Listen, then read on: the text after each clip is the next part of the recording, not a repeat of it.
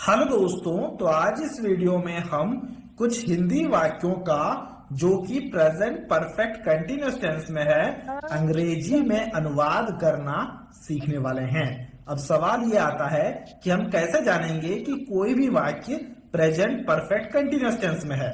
तो उसके लिए हमें एक चीज को ध्यान से समझना होगा कि अगर किसी भी वाक्य में ऐसा कहा जा रहा है ना कि कोई भी काम काफी समय से हो रहा है, तब हम कहेंगे कि वह वाक्य प्रेजेंट परफेक्ट कंटीन्यूअस टेंस में है। जैसे कि यहाँ पर पहले वाक्य को देखो, यहाँ पर पहला वाक्य में लिखा गया है मैं 2 घंटे से पढ़ रहा हूँ, यानी कि पढ़ना जो काम है वो 2 घंटे से हो रहा है मेरे द्वारा, यानी कि ये प्रेजेंट परफेक्ट कंटीन्यूअस टेंस में है। इसी प्रकार से दूसरे वाक्य को देखो, वह सुबह से गाना गा रही है, यानी कि गाना गाना एक काम है, ये भी काफी समय से हो रहा है किसी के द्वारा। बात समझ रहे हो? ये भी प्रेजेंट परफेक्ट कंटीन्यूअस टेंस में है।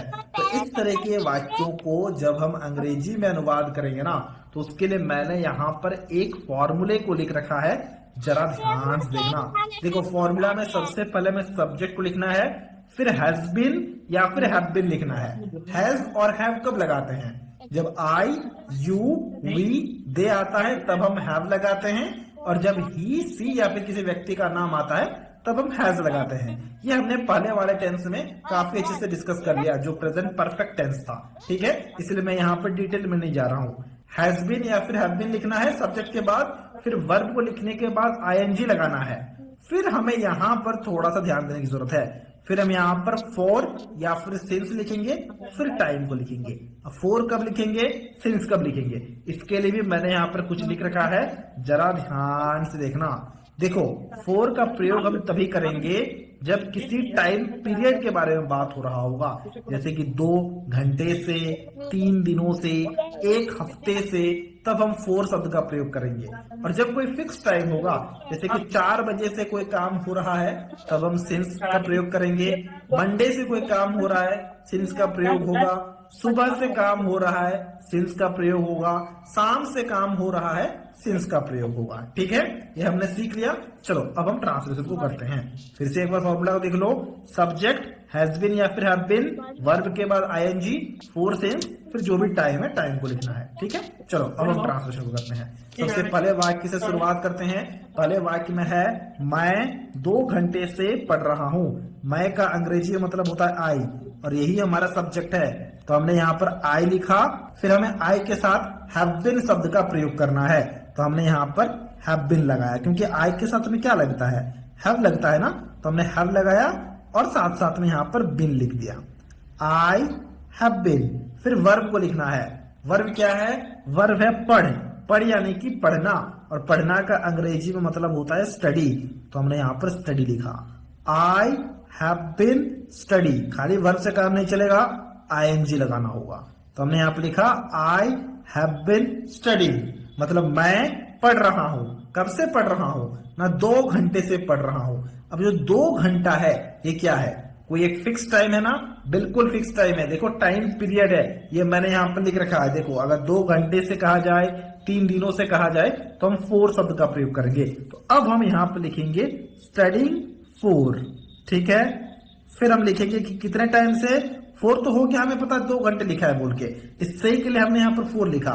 2 घंटे से ना, तो यहाँ पर हमें लिखना होगा फॉर 2 आवर्स, तो हमने यहाँ पर लिखा for 2 hours. I have been studying for 2 hours हो गया, मैं 2 घंटे से पढ़ रहा हूं का अंग्रेजी में अनुवाद। इसी प्रकार से अगले वाक्य को देखना। अगले वाक्य में लिखा गया है वह सुबह से गाना गा रही है, तो हमें यहाँ पर रही है लिखा गया है, इसलिए इस वह के जगह में हम लिखेंगे सी, क्योंकि किसी एक स्त्री के बारे में बात हो रहा है, हमने ये पहचान लिया, तो हमने यहाँ पर सी लिखा। फिर हमें हैज बीन शब्द का प्रयोग करना होगा, क्योंकि सी के साथ में हैज लगता है, तो हमने यहाँ पर सी हैज बीन लिखा। ठीक है, सी हैज बीन। फिर हमें वर्ब को लिखना है। वर्ब क्या है? देखो, वर्ब है यहाँ पर गा रही है, यानी कि गाना जो कि क्रिया है वो वर्ब है, और उसका मतलब होता है सिंग, तो हमने यहाँ पर सिंग लिखा, और साथ साथ में हमें आईएनजी भी लगाना है, तो हमने आईएनजी भी लगा दिया।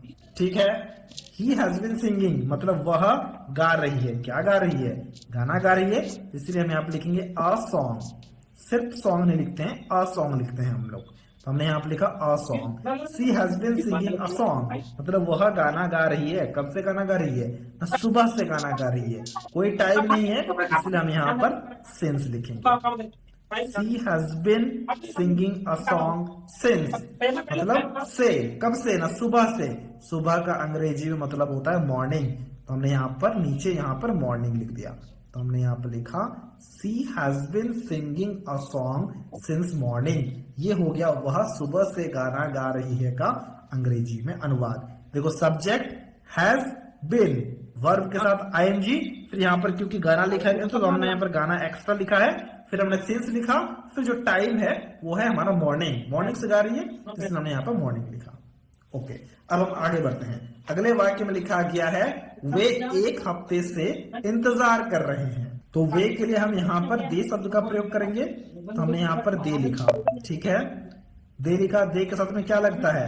दे के साथ में हैव लगता है, तो हमने यहाँ पर हैव लिखा। और हैव लिखने के तुरंत बाद में बिन को भी लिखना है, तो हमने यहाँ पर बिन को भी लिखा।